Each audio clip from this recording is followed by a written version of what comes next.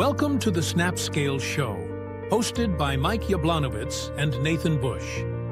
In every episode, we explore the real challenges and breakthroughs happening in modern healthcare operations, from navigating compliance to virtual staffing and emerging technology. You will hear real stories from clinics, learn from healthcare leaders, and uncover practical strategies that help you run a smoother, more efficient practice, without losing focus on what matters most: patient care. Snapscale exists to take the pressure off your front office and administration work, so you can get back to doing what you love. Be sure to subscribe to our YouTube channel to get the latest episodes, and visit snapscale.com to learn more. Let's simplify healthcare operations together. This is the Snapscale Show. Good afternoon, everybody, and welcome to today's webinar, Scaling Your Hearing Practice Without Burnout. For those of you who don't know me, I am Mike Yablonowitz, President and CEO of Snapscale. Snapscale, we provide HIPAA-compliant, managed outsourced solutions that give healthcare practices the support they need to grow without sacrificing patient care or their own work-life balance. I'm thrilled to be joined today by two outstanding leaders. First, our very own VP of Sales and Marketing, Nathan Bush, who's going to be hosting this, and Ryan Ford, the CEO of Revolution Hearing. Ryan has built a multi-million-dollar, multi-state practice that's changing the hearing industry through innovation, patient-first care, and smart business strategy. What I love about Ryan's story the most is that even as a CEO managing multiple locations, he still holds office hours because he believes so deeply in staying connected to his patients. Now, let me share quickly why I personally chose to support this specialty in outsourced staffing. Like many of you, I've seen firsthand how life-changing hearing aids can be. A close friend of mine experienced hearing loss at a pretty young age. And when she finally got nearly invisible hearing aids and decided to actually use them to enhance her life, it wasn't just hearing that improved. It restored her confidence and completely changed how she engaged with the world. Of course, we've all heard the stories of grandparents breaking into tears when they heard things for the first time. You know, their grandparents crying, their children talking. Sometimes they didn't really like that. But of course, the technology and the right providers can transform that experience entirely. That's why I'm so passionate about this space. It's not just about business growth for us. It's about empowering practices like Ryan's to serve more people, and about giving providers the tools and sometimes the extra hands they need to focus on patients while still having time for their family, their personal lives, and themselves. So with that, thank you for being here. We know your time is super valuable. And like with all of our webinars, we aim to make this practical and worth your while. You'll hear today how Ryan has leveraged VA services through Snapscale to scale his practice, free himself from burnout, and ultimately spend more time where it matters most, with patients and with his family. And with that, Nathan, I'll turn it over to you to get into the meat potatoes and learn how he's done what he's done. Yeah, thanks, Mike. Totally appreciate it. And welcome. What's up, Ryan? How are you? I'm doing great, man. Thanks for having me. That's good. Yeah, I think that to kick off this, why don't you tell everybody a little bit about you and your clinics and kind of, how you got to be Ryan Ford, in charge of Revolution Empire. Yeah, so I actually fell into hearing aids about 15 years ago from a family friend who owned some practices, recruited me. I fell in love with it immediately. I've always been a little bit of a tech nerd, little junkie when it comes to gadgets. So first time playing with hearing aids, software and programming was second nature for me. And then connecting with people was always super easy. So it was just a really easy fit. Like I said, fell in love with it. Helped this previous business owner really optimized his practice through just smart businesses decisions and trying to optimize for the current generation. I've found myself constantly optimizing my own workday, and so I ended up being the provider there out of 10 or 12 providers in a multi-state practice who actually worked the least amount of hours but produced the most amount of income and revenue for the business. So I was like, man, there's got to be a better way to do this. There's got to be better systems. There was a lot of audiology practices and hearing aid practices that were super antiquated, including this one. And I couldn't change his, so I decided to start my own. In 2020, I branched out on my own to start Revolution Hearing. And the goal was always to scale and open practices around the best providers. The goal was to create business systems, find the best providers around the country, and open businesses around them using a Revolution model. And it took off like wildfire. I was a mobile practice when I first started. That lasted about 3 months. I got my first office right down the street from me. Got another one 20 miles down the street, and then I started hiring. The rest is kind of history. Now we're at 20 locations in 6 states. In the course of, really, it's been about 3.5 years since we started adding locations, and we're doing about $6 million in revenue. So it's been a crazy ride to go that fast, that quick. Yeah, you guys are definitely killing the game in the audiology space and the hearing space. And like, there's so many changes that go on in every single different, healthcare industry vertical that we work within. We work with direct primary care. We work with audiologists. We work with physical therapists, a variety of different industries that we work within. And I've noticed some big changes that have happened even over the last, since COVID in the hearing industry. But I'm open and curious to get your perspective, Ryan, kind of how has things changed and shifted in the hearing industry, would you say, in the last 3 to 5 years? Man, that's hard to put in one webinar. We could probably do a webinar just on that. But I think the big thing is managed care, has really come in. I'm sure everybody who's watching this in the audiology space has, fought with the managed care programs. One thing that I've discovered over the last 5 years is how neglected this industry is as a whole when it comes to business systems and tools that you can use within your practice. The OMS or EMR systems that we use are kind of restrictive with plugins and tools that you can use. I think that audiology has always been like the redheaded stepchild of the medical industry. Hasn't it though?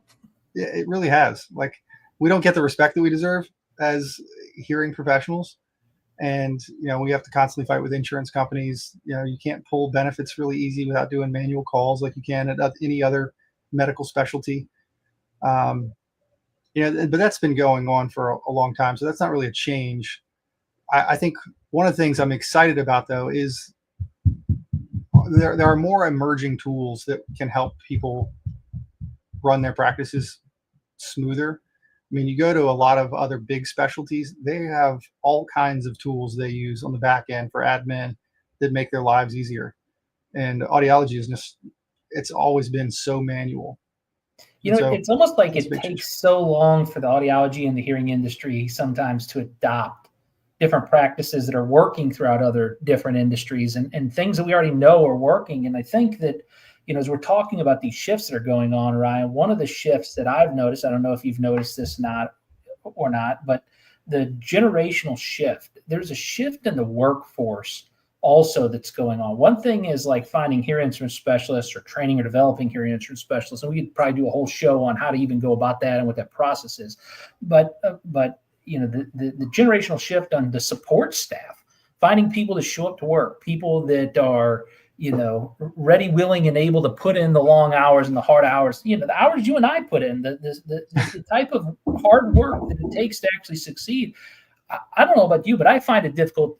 When I was in the hearing industry and running clinics, I found it difficult to find staff. Do you find the same thing happening? Every day.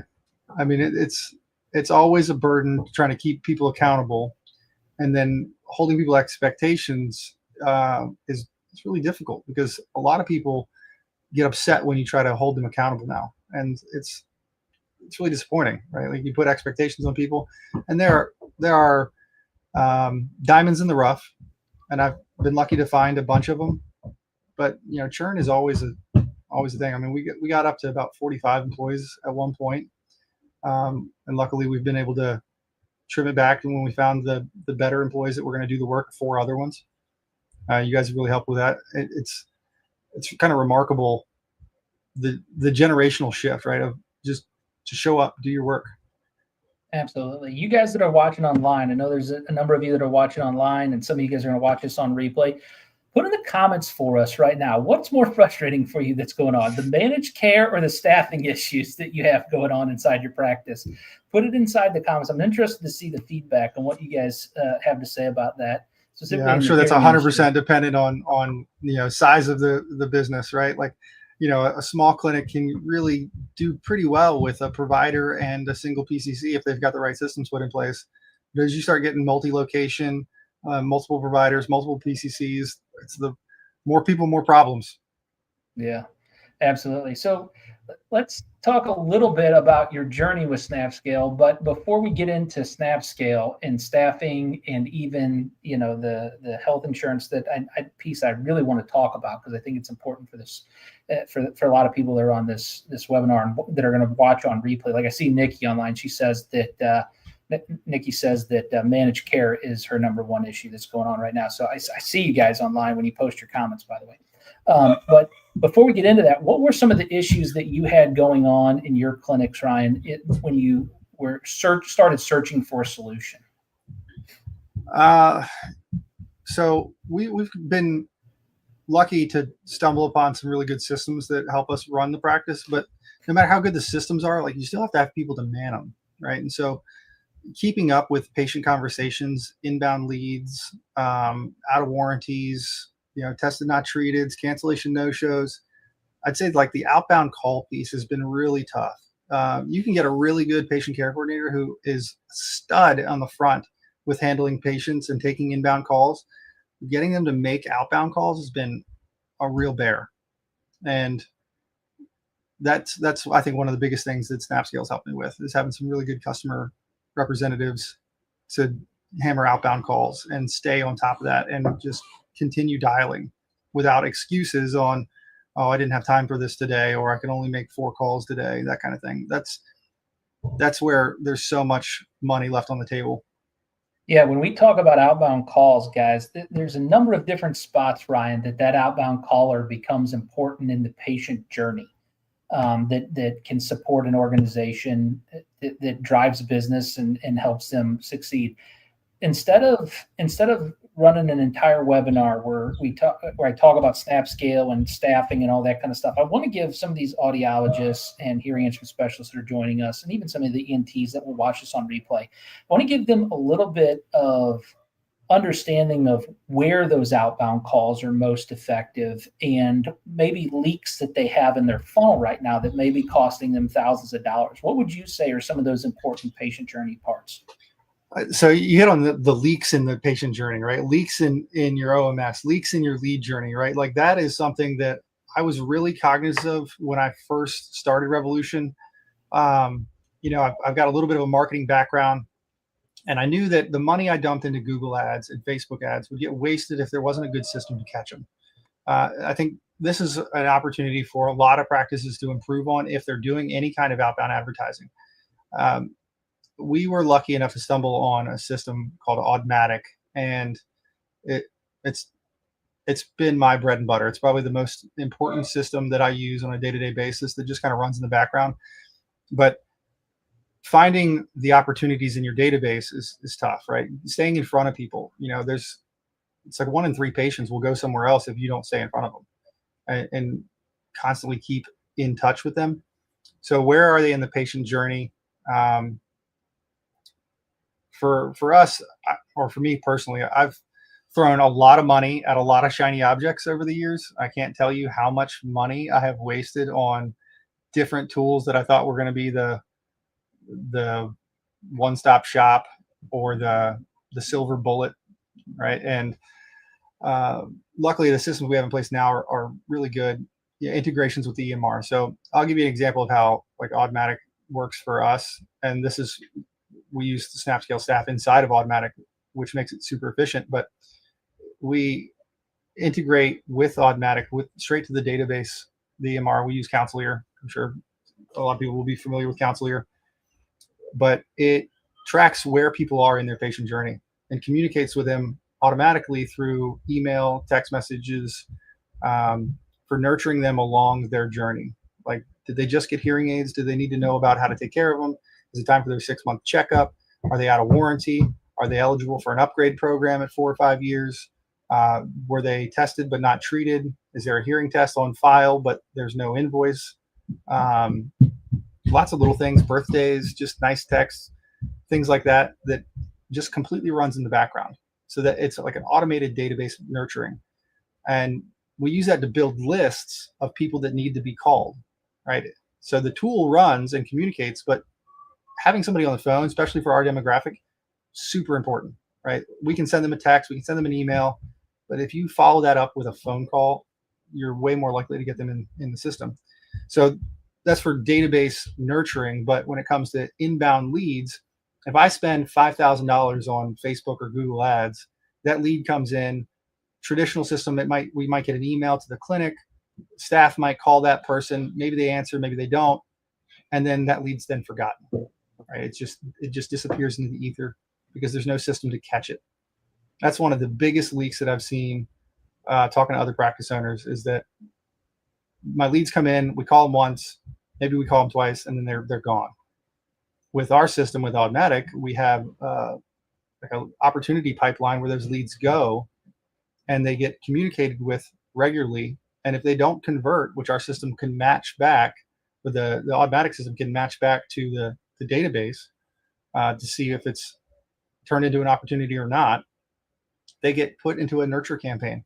Because sometimes people aren't ready. They might fill something out online, they might be dipping their toes in, but because we have that net under our system, we don't lose anything. We keep nurturing that people. So when they are ready, our brand has stayed in front of them the whole time.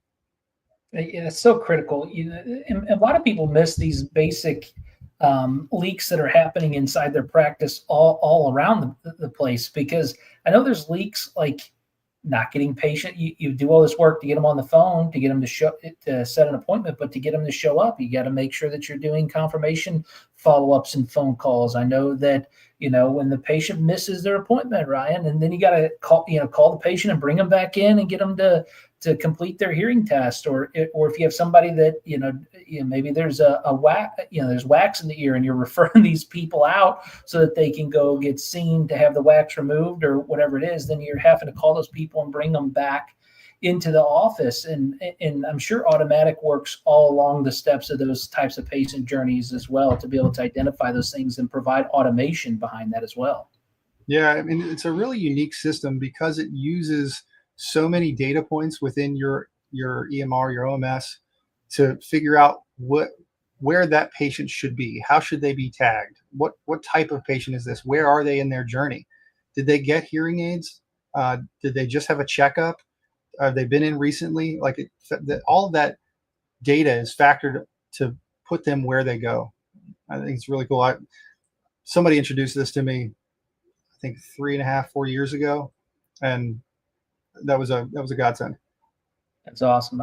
There's other tools that you're currently using within your business too. I mean, Automatic's not the only one that's helped you build your empire. You mentioned your EMRs or EHR system that you're currently using, but are there any other systems that you're currently using that maybe we could showcase for some of the people in the hearing industry to help them out and help them grow? Yeah, I think the one that's had the biggest impact recently has been this Billar platform. It's Billar, BILLAR.com. And that's another great tool because it tracks all of your insurance and your managed care. So we found this using previous billing companies and trying to do billing internally, points where invoices would be needing claims, but they fall through the cracks. A claim wouldn't be processed, or we have no idea how long a claim was sitting at a payer, especially when you get to the volume that we're doing. When you're doing 5,000 or 6,000 units a year, there's a lot of traffic through the EMR and a lot of claims processed, making sure that we got paid. So Billar highlights all the invoices that should have a claim that don't, where claims have failed, and how long this claim has been sitting at the payer when it was submitted. So it gives us a really targeted list to call on, which is another thing that Snapscale staff does. Like, that's a time-consuming thing. These are time-consuming activities, right? Like, it's one thing to highlight that, but you gotta have somebody follow up on it. And going back to the insurance companies, they're tricky. They will deny things and hold on to things and not pay just because they don't want to, right? Sometimes all you got to do is make a phone call and they're like, oh yeah, we'll process that. Ryan, I read a meme today, and I don't know how true this is or not, but I'm not going to name the insurance company, but they also own a finance company, and they're denying claims and then telling people to go to their finance company, who then they're drawing money out of their account for the finance. Insurance is a unique thing going on right now.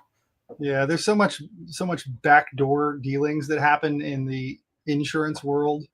I mean, that's the same thing with the managed care piece, right? Like, there's a lot of backdoor dealings between the Medicare Advantage plans and the third parties that, limit what we can do as providers and devalue our services. And it's a little frustrating, but we do participate at a lot of our locations, participate in quite a few TPAs.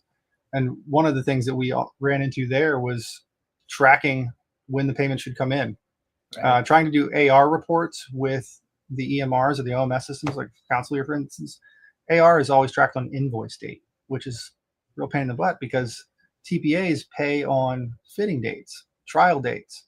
And so what Billar does is it factors the appropriate payment date based on the fitting date of the hearing aids in the OMS system and tells you whether or not you should have been paid or not, and gives you projections of what should be incoming and what is outstanding, and then makes it really easy to like download a CSV of, hey, these are payments I should have received already, send it over to the TPA. Then you can then drop that sheet back in and it'll assign all of those tasks. Because a lot of times, if anybody's got a lot of staff that's doing TPAs, a lot of times they just didn't check a box and you didn't get paid. 60 days goes by, somebody didn't mark it as delivered in True Hearing, or somebody didn't upload a purchase agreement. And now that money is just sitting out in the ether, and you go 12 months and now you can't collect on it. And so that's another thing that catches, that's our revenue net. So like Automatik is our opportunity and our database mining and our lead nurturing system. And then Billar is our revenue net to make sure that we're collecting everything that we're billing. Yeah, I hope people that are watching online, if you're watching online, you just picked up some like golden nuggets and resources and tools that Ryan has been so kind to share with us online. Billar, Automatik, these platforms, and then Snapscale, these platforms are tools that help plug the gaps of lost revenue. Most businesses don't really have a new patient problem. Most hearing businesses don't. The new patients are sitting there. They're sitting in your lead database. They're sitting inside your current EMR system. They're sitting inside of these different resources and tools, and there's these leaks or gaps. And Automatik, it sounds like, helps plug the front end, and Billar and Snapscale help plug the front end and back end, right? That was the way that my mind always worked. When I was working in the hearing industry and I was helping to grow hearing practices, I was always looking for, if I could just get a 5% increase in this metric, or if I could just get a 3% increase in this metric, we'll be rich. We'll make all the money that we ever needed to make. And we did. We scaled. We went from 7 to over 47 locations in the time I worked with the hearing practices. And so, Ryan, as you continue to grow the Revolution Hearing empire that you are, these tools, I wish I had them at our disposal, man. That's like the craziest thing, that there's actually now tools for insurance. There's tools for automated follow-up. Is there any other tools or resources that people should be aware of that you currently are using in your practices? We're talking about these things. I think that if you have those two, right, like you've got a good handle on things, and then it really depends on volume of what you're doing and how your practice is running. We just started recently using ProEar solutions for verification of benefits and claims submitting. And it's great because they can operate within that Billar system, and it's been really efficient. Seeing transparency there is huge, right? Like we've run into this before, lack of transparency, and I think across the board, billing companies, when you're outsourcing that or whether you're doing internally, people track it by spreadsheets, and it's, you get a new spreadsheet next week or the next month, and the old spreadsheet's obsolete, but the notes from that spreadsheet haven't transferred to this spreadsheet, and it's kind of a mess. But in that Billar platform, it tracks all the notes from all of the staff that are working it, any updates that happen there. So there's activity log for every single claim and every single patient that has something outstanding. So those two pieces are, I think, vital. I think that if any practice were to use those, they would notice night and day differences. Billar by itself, saved our admin office just 8 hours a week just on collecting AR. Oh my goodness. Yeah. That's incredible. And we halved our payment time from payers. And then we found, just putting that system in place, we found like $45,000 in outstanding TPA payments that we hadn't been paid on, that we were able to go retrieve within a couple weeks, just by reassigning those tasks, finding out which button somebody didn't push, which purchase agreement didn't get uploaded, which care credit receipt didn't get signed and submitted, little stuff like that. That's incredible. It as a business owner, you plug that kind of stuff in, and sometimes it can almost make you sick as to how much you actually you should be pulling in. Yeah. But sometimes you use those tools and it's a little disheartening because think about what I could have done if I had it sooner, but then the opportunity to move forward with that and how to utilize it is essential. One thing I've talked about a bunch recently is like the systems are only as good as the people operating them, right? Like the systems can work and help a lot, but you're not following up and not having people, do the work, then you're still going to lose stuff. So that's a good direction to go to in our conversation, Ryan, is that how do you ensure that the people, from a manager's perspective, you're running a massive hearing empire right now. You got multiple locations, you got tons of revenue coming in, you had almost 45 people at one point.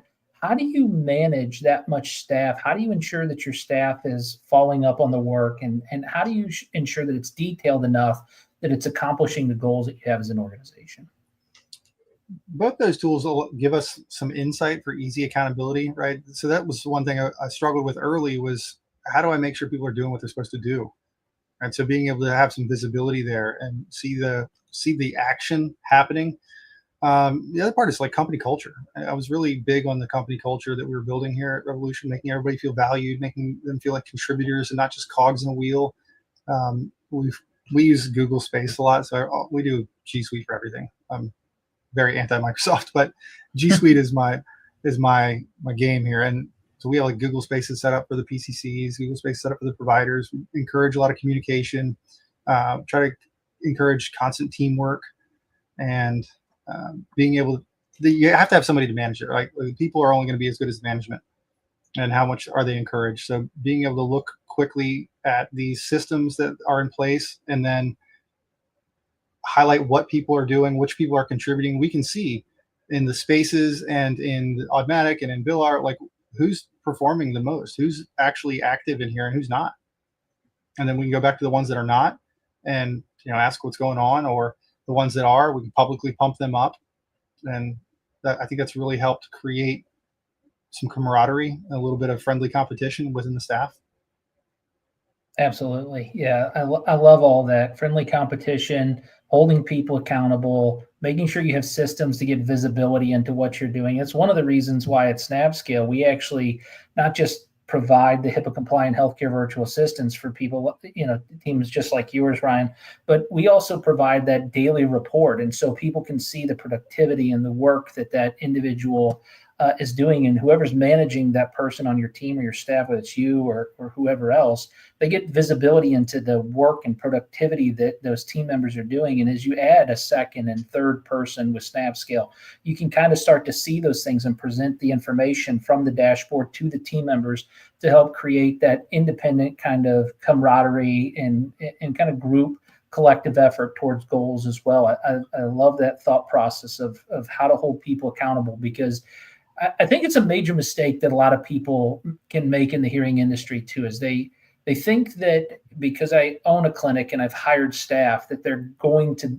want to come to work, do the job, do what they're supposed to do. And it takes a level of leadership and management in order to make sure that you have the proper systems and controls in place in your business to get the type of productivity with the culture that you're creating. What were some of the key cultural things that you put in place to make people feel encouraged and uplifted and part of that success that you're trying to cultivate?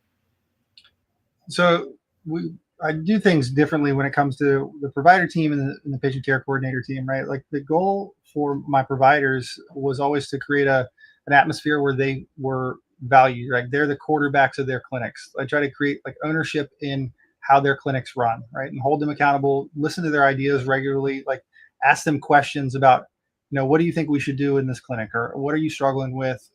Give me your ideas. I want people to call me and tell me the good and the bad. And that makes them feel listened to. And I think that creates some nice loyalty. But it also gives them a sense of ownership over the results, which is really good for the bottom line.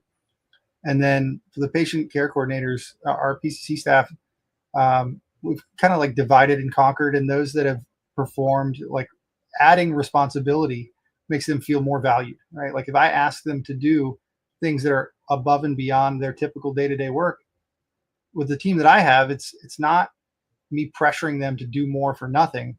It's me showing the value that I hold in the work they've done. And I explain that when I'm asking them to do things. Hey, I really value, the output that you've had with X, Y, and Z. Can you handle this for me? So I love that. Yeah, that's just incredible. More responsibility is not always a bad thing. Yeah. So many people are afraid to offer the additional responsibility to people. In fact, a lot of people are afraid to offer the additional responsibility to their virtual assistants, just to be downright and strict about it. And I have found that the more that we make the virtual assistant feel like they're part of our team, the more that we bring them into our daily huddle meetings, or we bring them into the office huddle meetings, depending on how you're utilizing your virtual assistant, or the more that you encourage and incentivize that virtual assistant, the same way that you would incentivize a team member, you get more buy-in from them, and they feel like they're bought into the overall mission of the organization. And we have virtual assistants that have been on campaigns, Ryan, for 5 years. It's incredible to me. It's not normal awesome in the virtual assistant industry. I think it's just unique to the type of culture that Mike Yablonowitz has been trying to cultivate and create inside of the Snapscale world. Now, I'd be remiss if I didn't kind of ask you a little bit more about your virtual assistant, because I know a lot of people that are interested in virtual assistants will watch our webinars and follow back up. So you talked about having the virtual assistants make some calls, follow up on AR, and do that kind of work. What has been your overarching experience with Snapscale? Kind of give a high level what you initially started doing with virtual assistants, and then what those virtual assistants are doing now. So we've had Snapscale step in on so many different aspects of the workload, and I think that's been really awesome. The use cases that we could apply to the virtual assistants, right? Like this is a weak point we call Snapscale, right? And figure out a solution there. To your point earlier, though, like we do make them a part of the team. They get Revolution emails, they get added to the spaces. Everybody's introduced just like any other employee that we have. I think I originally found you guys because you guys were working with Audiology Ignite, who I started using for my marketing, and they mentioned Snapscale, and I was on it because I knew we had some gaps. And so I think our first set of crew was for doing verification of benefits and checking on claim status. So we had a lot of outstanding AR that we found with Billar. And then as we got more comfortable with the Snapscale staff, we had them doing more outbound reach to our database and working Automatik. And I think that's been a huge help. Yeah, that's the unique thing about the business here that Mike Yablonowitz, our CEO, has cultivated. You guys met him at the beginning of the show, and I'll bring him back up. He had some other stuff to take care of during our show here, but he'll come back on towards the end, and we'll include him in as we wrap up. But one of the unique things about this business that he created is it's almost like an international recruiting or staffing agency with managed services combined.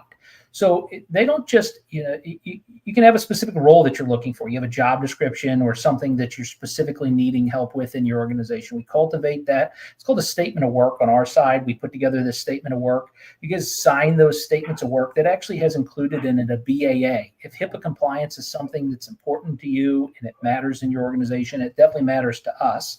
And so we're willing to put the Snapscale logo and reputation on the line because we know that we have a HIPAA compliant organization, meaning when people come into our offices, they badge in, they put their phone in lockers, that we have HIPAA security officers. They're plugged into our networks using our computers, our firewalls, our data protection team that's in place. And a BAA gives you a sense of peace of mind to know that we're providing services for you. But those services are in the form of whatever job or job description you need filled for that team member.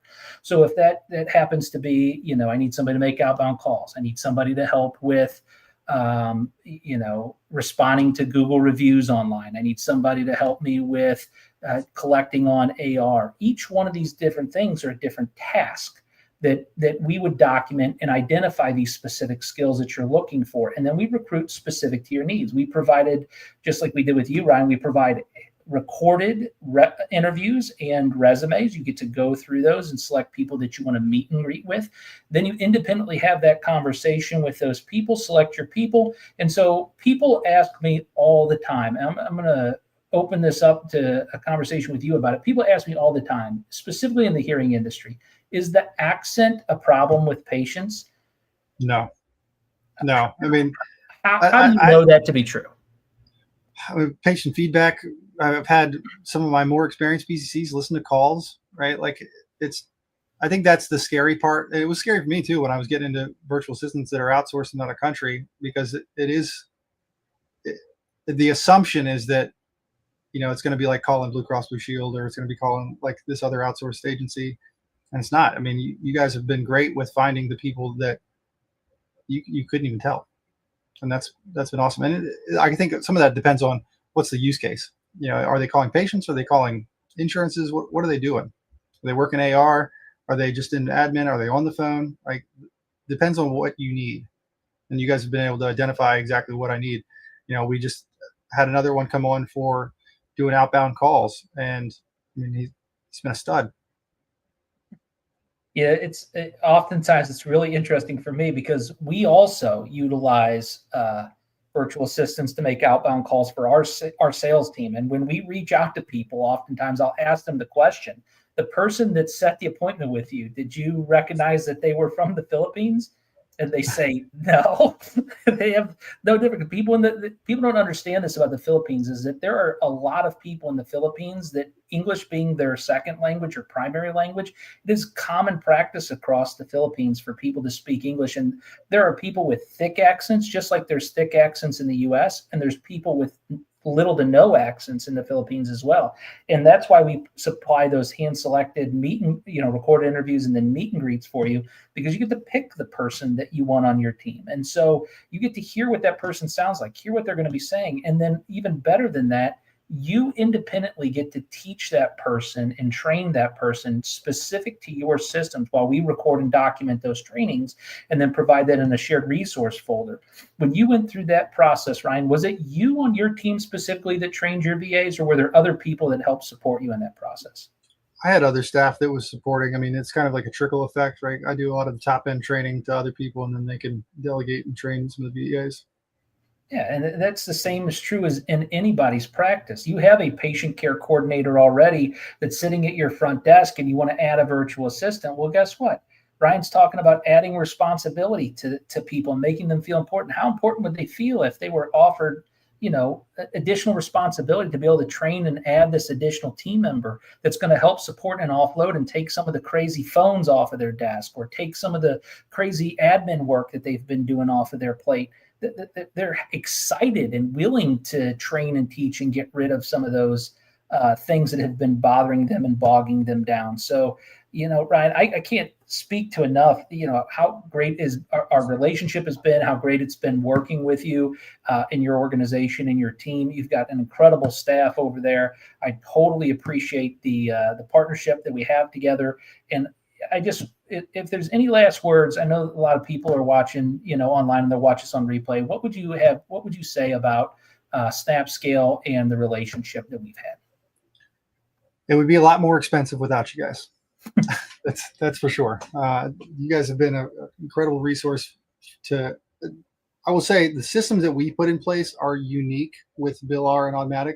The ability for the Snapscale VAs to figure it out and dive in so fast. I'm a I want it done yesterday kind of guy. So when we bring on somebody and so I'm like, here's the system, and to that effect, there hasn't needed to be a ton of training because they're dedicated. They want to succeed really bad, right? They want to prove themselves, and so they're better than a lot of the staff I've had to fire because they want that, right? Like they want to prove their worth, and that's been awesome. Absolutely. It looks like Mike's back available. What's up, Mike? How are you? How are you?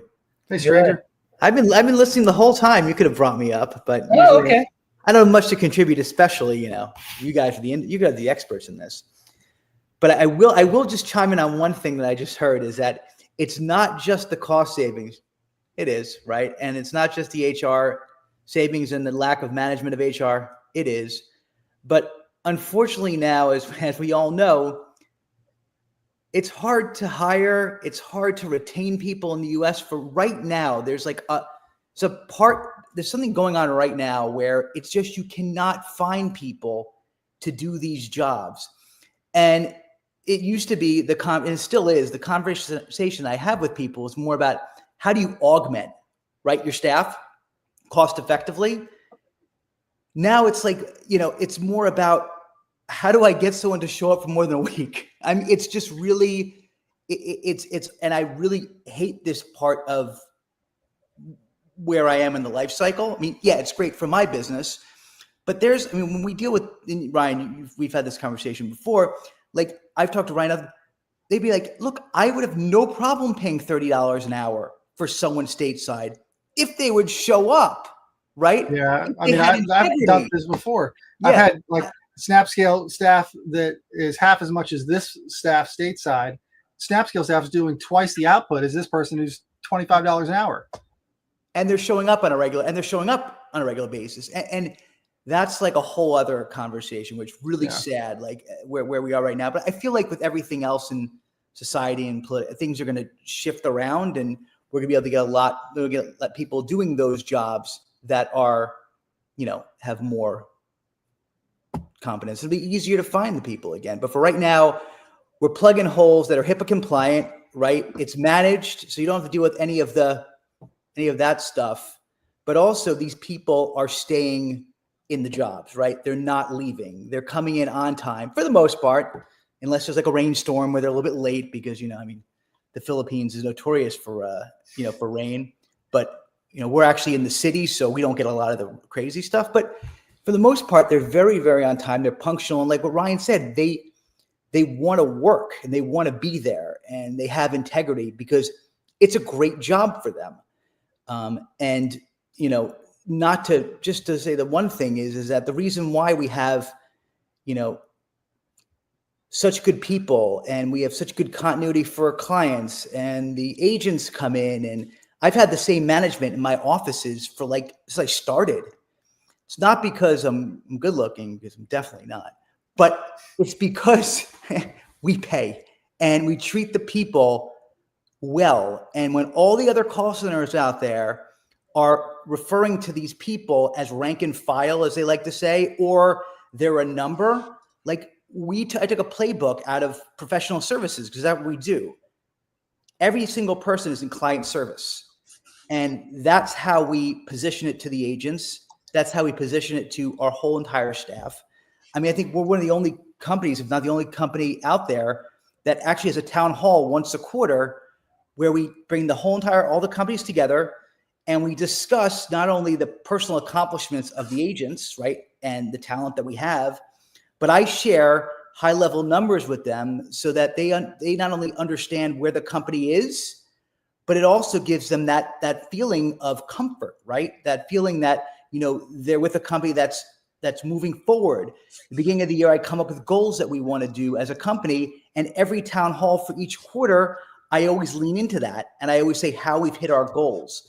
So like I said, it has nothing to do with, it just has to do with, we treat these people like we want to be treated, because at the end of the day, and Ryan and I have talked about this, we hold, everything's held by the people that we have. So the joke is I get paid because all of the talent and all of the agents come into work. If they don't come into work, Ryan's not paying me. No one's paying me. And so it's really that effect that unfortunately a lot of these call centers overseas don't see that we got.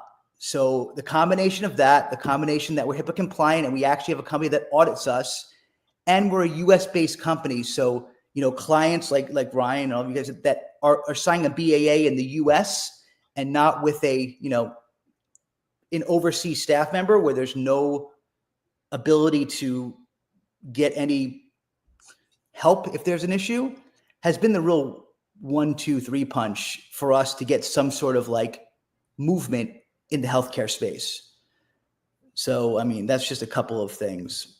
And see, that's why I didn't get on, because I'm just going to talk about myself and the company. But I thought it was relevant. Everything going to ramble.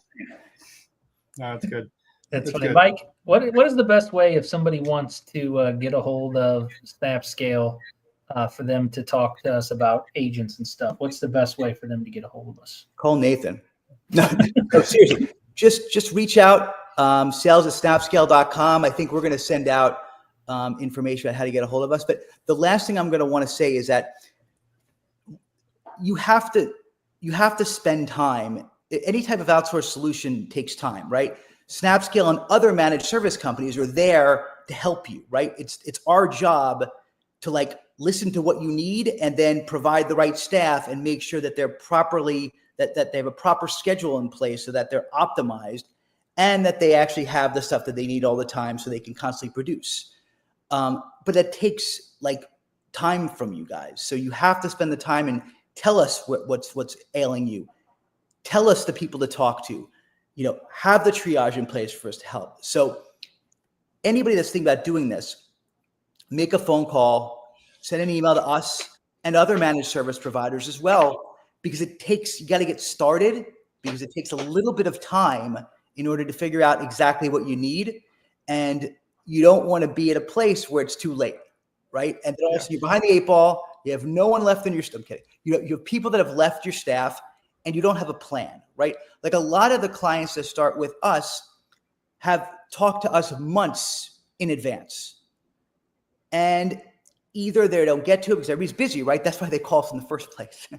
But they don't have the real need because Sally is still there and then Sally's gone. But at least they were organized enough that we already knew what we were going to do. So whether it's with Snapscale or any of the other managed service companies, have that phone call today, send that email and start getting information and start learning.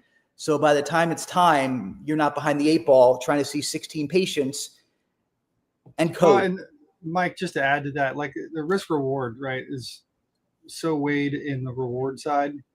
It's you hire somebody stateside and, they might cost twice as much. You don't know what you're going to get. They might flake out on you. The time that goes into that is more time than it goes to hire a Snapscale employee anyway. Mm-hmm. The training is more streamlined and it's more cost effective. So it's I just pull the trigger and then figure it out. Well, with clients like you, I don't need to do any advertising. So that's cool. Saying anybody myself. Yeah. Let's wrap up with Matt Darjani, who is our auditor, who came in and audited our organization, and he had this to say about our HIPAA compliance after the audit. Here's what he said. Mike is an interesting example. Mr. Yablonowitz and Snapscale, previously Brobisco, or BBC Global. We don't know, HIPAA training doesn't do webinars. We don't partner with clients and help them market. My purpose of being here is not for marketing. I'm not interested in generating sales from web contacts. What I am interested in is taking information that shows up regularly and becomes problematic regularly for our clients so that you know you're conversant and know how to ask questions and know what the answer should sound like. Mike is an obsessive when it comes to compliance. The way he approached compliance when he became our customer 3 years ago was, yeah, but how do we do better? But I know what the minimums are, but I've got some clients that are concerned about VAs, and what do we do to bolster, Matt, honestly, how do we show up as the best in the market? And it was a year, maybe a year and a half working together on a system that didn't exist. It doesn't exist anywhere. I can tell you, we have dozens of virtual assistant platforms that work through HIPAAtraining.com, and there are probably 100 more that work through other of our peers in the industry. And the reason Snapscale is the only organization that we will do this with is because they exceeded the minimum standards. Then they exceeded what were considered exceptional standards. And then they started creating their own standards that are so far and above, they're so beyond the pale that it's going to generate a new standard in what is considered remote virtual healthcare.